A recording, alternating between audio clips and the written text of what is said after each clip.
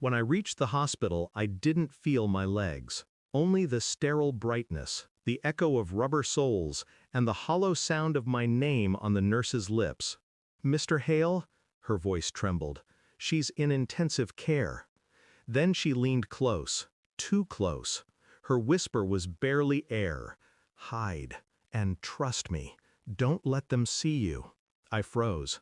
Something in her eyes, fear, urgent and personal, cut deeper than the beeping machines behind her. I slipped into the next room.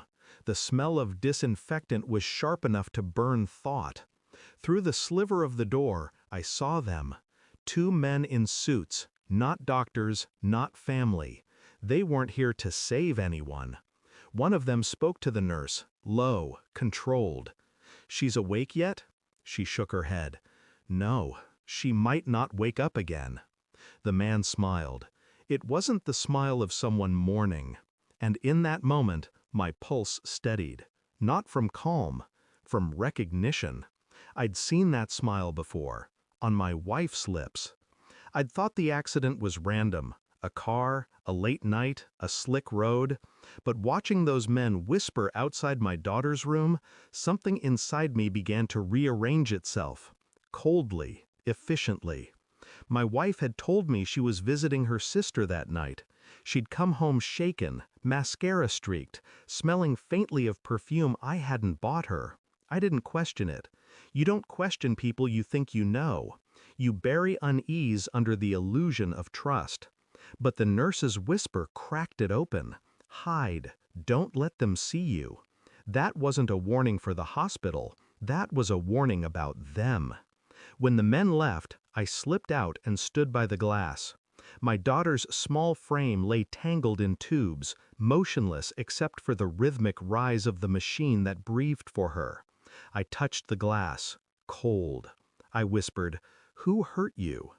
Her eyelids didn't move, but the bruises on her wrists answered. Over the next week, I became a shadow with purpose. I smiled when my wife entered the room. I spoke softly, asked nothing. The silence unsettled her. It always does when the guilty wait for noise. While she slept, I went through her phone. Every deleted message still lived in the backups. I read them all. A man named Victor. Conversations timed perfectly with my business trips. Hidden calls at 2 a.m. And then, photos.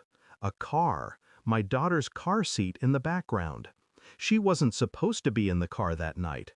My wife had told me she left her at home. But the phone's GPS data said otherwise. I printed the records, stacked them neatly in a plain envelope. Then I sat beside my daughter and told her, quietly, "I believe you were never meant to come home." The monitors hummed in answer. The police report arrived 3 days later. The driver wasn't a hit and run. It was someone following, tailgating, for 10 miles. The car that rammed her belonged to Victor, registered under a shell company my wife owned. I didn't need to ask why. I only needed to see her face when I placed the folder on the table. She looked at it, then at me. "What's this?" My voice was calm, measured. "The night you said you were with your sister?" Her smile cracked. "You're paranoid again." I didn't answer. I just opened the folder. She saw the photos first, then the report, then the texts. Her name linked to his, her signature on the lease, her digital fingerprints on the insurance payout scheduled for next week. The sound she made wasn't a cry. It was smaller, a gasp swallowed by realization. I said nothing. Words would have been mercy. I called the detective I'd met at the hospital, told him everything, sent the documents. Then I poured 2 glasses of wine, one for me, one for her. She didn't touch hers. "You called them?" she whispered. "Yes. You'll ruin me." I smiled faintly. "You already did that." The sirens came minutes later, faint at first, then closer. She backed toward the window, shaking. I walked to the door, paused, and turned once more. "My daughter woke up this morning," I said. "She asked where her mother was. I told her, she's gone." Her lips parted, but the knock on the door silenced her. I opened it without looking back. The nurse saw me in the hallway later, the same one who'd whispered to hide. "She's going to recover," she said softly. "Your daughter's strong." I nodded. Strength isn't born, it's built in silence.